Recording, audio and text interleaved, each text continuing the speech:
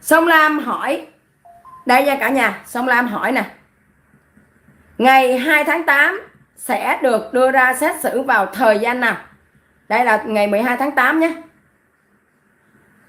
Đây là họ đã trả lời khoảng từ 11 đến 12 giờ.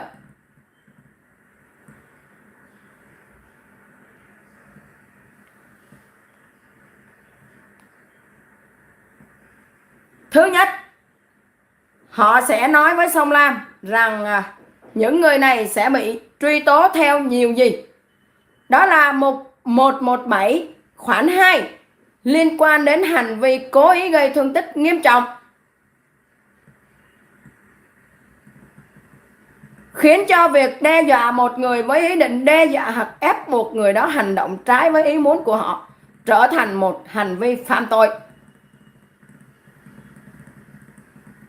Bất kỳ ai phạm tội đe dọa hình sự sẽ bị phạt tù tới 2 năm, phạt tiền hoặc cả hai. Và điều 109 cố ý giết người. Điều 126 khoản 2 quy định hình phạt cho hành vi hạn chế người khác một cách sai trái. Đối với hành vi phạm tội này, người phạm tội có thể bị phạt tù tối đa 1 tháng hoặc phạt tiền tối đa 5.000 ruby hoặc cả hai. Điều 126 khoản 2 quy định hình phạt cho hành vi hạn chế người khác một cách sai trái. Đối với hành vi phạm tội, người phạm tội có thể bị phạt tù tối đa 1 tháng hoặc phạt tiền tối đa 5.000 ruby hoặc cả hai. Và đây chính là những gì mà Sông Lam thu thập được. Đây là các khoản 115, 126, 109, 351 khoản 2, khoản 3, 117 khoản 2 và 3 khoản 5. Đó là những gì Sông Lam thu thập được nha cả nhà.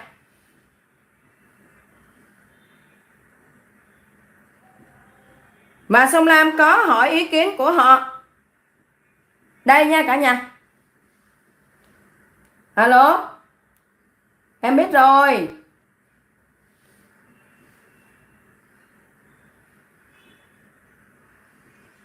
Đây, Sông Lam đã hỏi rồi. Cho tất cả những người đang công kích Sông Lam, nói rằng những cái này không được thông tin lên. Nhưng mà rõ ràng Sông Lam hỏi đây cả nhà nhé. Thông tin hỏi được đưa ra xét xử ngày 2 tháng 8, chúng tôi có được công khai không?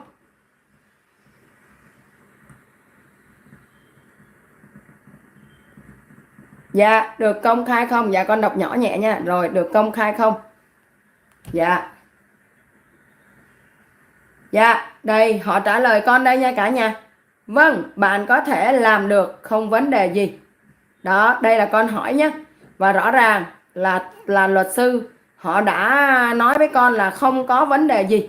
Cho nên là cả nhà yên tâm là con không có phải, cái vấn đề này không cần. Dạ đúng rồi, được phép công khai nha cả nhà. Con đã hỏi ý kiến rồi.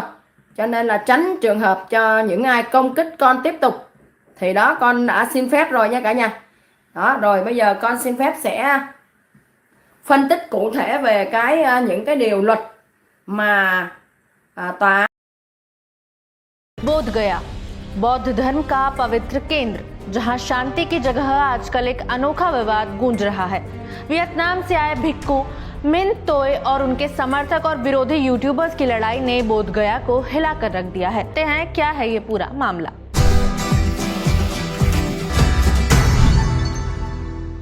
नमस्ते, मेरा नाम खुशबू है और आप देख रहे हैं India today Hindi.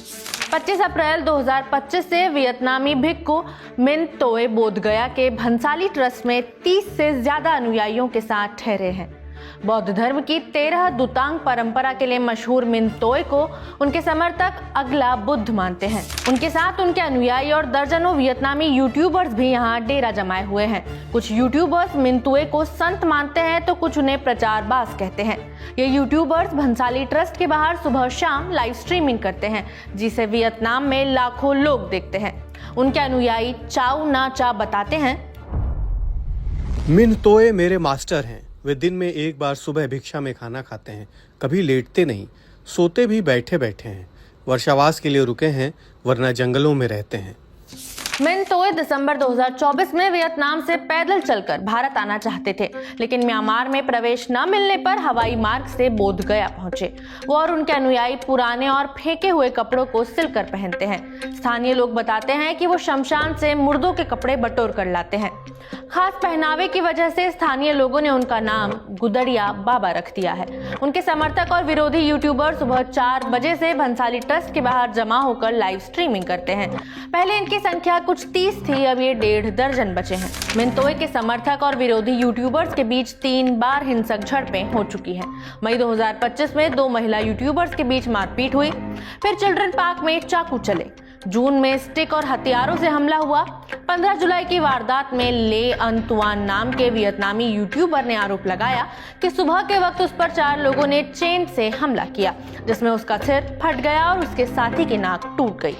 इस मामले में स्थानीय अनुवादक की मदद से पुलिस ने 4 वियतनामी वी वेन सांग, वेन कोन सेन, त्रान थन हे और वेन थ्वान हुएन को गिरफ्तार किया। चारों मिन तोए के समर्थक हैं। अप्रैल से अब तक 3 एफआईआर दर्ज हो चुकी हैं। पुलिस का कहना है कि भाषाई दिक्कतों के बावजूद एआई टूल्स और ट्रांसलेटर की मदद से कार्रवाई हो रही है। गया के एसएसपी आनंद कुमार कहते हैं, देखिए, वियतनामीज एक मॉन्क हैं जिनका नाम ली आन तुआन है और उनके द्वारा बुद्धिज़्म की कुछ एंशिएंट प्रैक्टिसेस फॉलो की जाती हैं और ये पिछले 3 माह से लगभग बोध गया में है और वो 15-20 की संख्या में मॉन्क्स हैं और उनके कुछ सेवादार भी हैं और साथ में कुछ यूट्यूबर्स भी हैं। और इनकी प्रैक्टिसेस हैं, इनके एक और ग्रुप है यूट्यूबर का जो इनका विरोध करता है और इन दोनों ग्रुप के बीच में कुल 3 एफआईआर दर्ज हुई है अभी तक। पहली जो एफआईआर हुई थी मई माह में, जो मॉन्क हैं उनकी एक महिला सपोर्टर हैं, उनके द्वारा दर्ज कराया गया था, जिसमें कि एक वियतनामीज महिला के विरुद्ध वो एफआईआर दर्ज की गई थी और कुछ अन्य अज्ञात लोगों पर दर्ज हुई थी। उसमें अभी तक किसी की गिरफ्तारी नहीं हुई है। उसके बाद मई माह में एक और एफआईआर हुई जिसमें कि जो मॉन्क हैं, इनके जो अपोजिशन वाले ग्रुप हैं, उनके द्वारा एफआईआर दर्ज की गई। उनके द्वारा आरोप लगाया गया कि जो मॉन्क हैं उनके कुछ सपोर्टर के द्वारा उनके साथ मारपीट की गई और पुलिस ने जब अभियुक्त की गिरफ्तारी के प्रयास किए तो वो यहाँ से फरार पाया गया। तीसरी एफआईआर जुलाई माह में 16 जुलाई को दर्ज की गई, जिसमें जो मॉन्क हैं उनके जो अपोजिशन वाले यूट्यूबर्स हैं, उन्हीं में से जिनका नाम भी ली आन तुआन ही है, उन्होंने एफआईआर दर्ज कराया, जिसमें उन्होंने बोला कि उनके साथ उनके एक मित्र के साथ मारपीट की गई जो मॉन्क्स हैं उनके सपोर्टर के द्वारा। और उसके बाद वो एफआईआर दर्ज हुई और उसमें हम लोगों को कुछ फ़ोटो और वीडियो भी प्राप्त हुए और पुलिस ने इसमें तत्परता दिखाते हुए जो 4 अभियुक्त थे इस मारपीट में शामिल थे, उनकी गिरफ्तारी की गई है और उनको जेल भेजा जा रहा है और उनके खिलाफ यथाशीघ्र न्यायालय में आरोप पत्र दाखिल किया जाएगा। इसके साथ ही साथ जो जहाँ पे जो भंसावली ट्रस्ट है जिसके आसपास जिसमें ये लोग रहते हैं, उसके आसपास एहतियातन जो पुलिस की गश्ती है उसको बढ़ाया गया है और इन दोनों पक्षों की जो गतिविधियां हैं उस पर हम लोग बहुत ही सूक्ष्मता से नजर रख रहे हैं। मिन तोए के समर्थक यूट्यूबर चाप तेवई 7 जुलाई को बोध गया आए हैं। तोए को वो भविष्य का अगला बुद्ध बताते हैं। वो बताते हैं कि विरोधी यूट्यूबर्स यहाँ आकर मिन तोए के बारे में एक गलत जानकारी फैला रहे हैं, इसीलिए ही झगड़े हो रहे हैं। वहीं एक और वियतनामी यूट्यूबर वाई थोंग मिन तोए से बहुत प्रभावित नजर नहीं आती। वो विरोधी गुट की हैं और कहती हैं, मैंने इनकी जर्नी लंबे समय से फॉलो की है। ये बुद्ध की शिक्षा के खिलाफ काम कर रहे हैं और उनकी छवि बनाने में जुटे स्वयंसेवक काफी हिंसक हैं। इस भिक्खु की शिक्षा समाज के लिए खतरा है। भले कई यूट्यूबर्स वियतनाम से आकर उनके पक्ष में वीडियो बना रहे हैं, मगर मिन तोए और उनके स्वयंसेवक इन यूट्यूबर्स में से किसी को मान्यता नहीं देते। इसके बावजूद यूट्यूबर्स महीनों से बोध गया में डटे हैं और लड़ भी रहे हैं। आरोप है कि ये यूट्यूबर्स उनके नाम पर फंड जमा कर कर रहे हैं। मिन तोय की टीम ने इससे भी अस्वीकृति जताई और कहा कि उन्हें किसी फंडिंग की जरूरत नहीं है। उन्होंने यूट्यूबर्स से शांति कायम रखने की अपील की है। उन्होंने ये भी कहा है कि मिन तोय का कोई आधिकारिक संघ या समूह नहीं है। ये स्वतंत्र पदयात्री भिक्षुओं का संघ है जो 13 दुतांग परंपरा का पालन करते हैं। यहाँ वियतनाम के साधुओं का एक सेक्ट आया हुआ है, अभी अंदर पूजा कर रहा है। ये सेक्ट बहुत इंटरेस्टिंग है। ये बहुत ही पारंपरिक तरीके के तौर तरीकों को अपनाते हैं, जैसे अपने देश में औघड़ लोग करते हैं। ये शमशान के कपड़े लाकर उन कपड़ों को पहनते हैं और इनका जो मुख्य गुरु है थिक मिन क्यू, वो बताते हैं लोग कि वो मतलब धरती पर लेटता नहीं है, वो खड़ा रहता है या बैठता है। और दूसरों से बताया जाता है कि वो दूसरों से दान नहीं लेता है और मोबाइल इस्तेमाल नहीं करता है और बहुत ही प्राचीन औघड़ और जटिल किस्म के प्रैक्टिस का इस्तेमाल करता है। और उसके बहुत सारे फॉलोअर वियतनाम में बन गए हैं। और वो जो भिक्षु है वो पैदल निकला वियतनाम से और वियतनाम से कई देशों को घूमते हुए वो म्यांमार के रास्ते भारत आना चाहता था, लेकिन वहाँ उसको वीज़ा नहीं मिला, तो वो फ़्लाइट से श्रीलंका गया और श्रीलंका से भारत आया है। और यहाँ अप्रैल महीने से वो है अपने अनुयायियों के साथ। और उसके साथ साथ उसके फॉलोअर बड़ी संख्या में यहाँ आए हैं जो खाना बनाकर उनको परोसते हैं, सुबह खाना देते हैं। और बहुत सारे यूट्यूबर आए हैं। ये जो इंटरेस्टिंग मामला है, यूट्यूबर आए हैं, उनके पक्ष के भी और विपक्ष के भी। उन यूट्यूबरों ने 3-4 महीने से बोधगया में डेरा डाला हुआ है और लगातार उनको वीडियो रिकॉर्ड करते हैं, उसको लाइव करते हैं। और उन यूट्यूबरों में आपस में क्लैश भी होता है, कई बार झगड़े होते हैं, अदावतें होती है। और 3 बार बड़ी मारपीट की घटनाएं हो चुकी है, मई में, जून में और जुलाई में। और जुलाई में तो पुलिस को कार्रवाई करनी पड़ी। 3 FIR हुए थे मई, जून और जुलाई में। जुलाई में पुलिस को कार्रवाई करनी पड़ी। 4 लोगों को अरेस्ट करके पुलिस ने जेल में डाला है अभी। और उसके साथ साथ यह है कि अभी भी क्लैश की संभावना हमेशा बनी रहती है। पुलिस से जो मैंने बात की तो पुलिस के लोगों का कहना है कि हम बहुत परेशान हैं इस मामले को लेके, क्योंकि एक तो भाषा की समस्या है। ये लोग वियतनामी छोड़ के कोई और भाषा नहीं जानते हैं, हिंदी और अंग्रेजी तो बिल्कुल नहीं जानते हैं। तो पुलिस को कोई भी कार्रवाई करने के लिए ट्रांसलेटर की मदद लेनी पड़ती है और ट्रांसलेटर भी अब डरने लगे हैं, क्योंकि एक ट्रांसलेटर से भी मारपीट हो चुकी है। तो पुलिस को कार्रवाई करने में बहुत मुश्किल आ रही है और पुलिस बहुत परेशान है इस समस्या को लेकर, क्योंकि बड़ी संख्या में यूट्यूबर हैं यहाँ जो लगातार रिकॉर्ड करते हैं और शांति व्यवस्था के लिए खतरा बने हुए हैं। इंडिया टुडे ने कई बार उनसे बातचीत करने की कोशिश की पर संभव नहीं हो सका। बोधगया में दुनिया भर के बौद्ध आते हैं, मगर उनके बीच इस तरह के हिंसक विवाद की ये पहली घटना है। इससे स्थानीय लोग भी हैरान हैं। बोधगया के ही रहने वाले शिवपूजन मांझी बताते हैं। क्या नाम है आपका? शिवपूजन मांझी। आप बोधगया के रहने वाले? जी। यहाँ वियतनाम के लोग यहाँ खड़े रहते हैं, देखते हैं आप?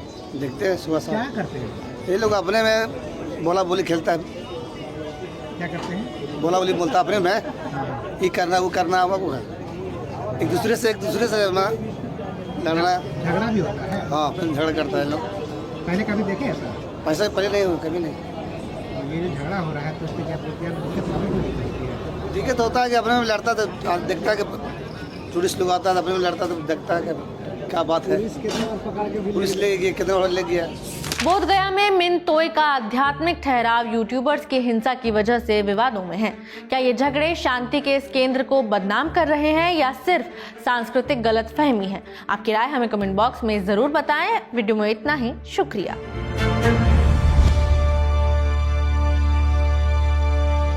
इसी तरह की तसल्ली से भरी हुई एक्सक्लूसिव रिपोर्ट्स देखने के लिए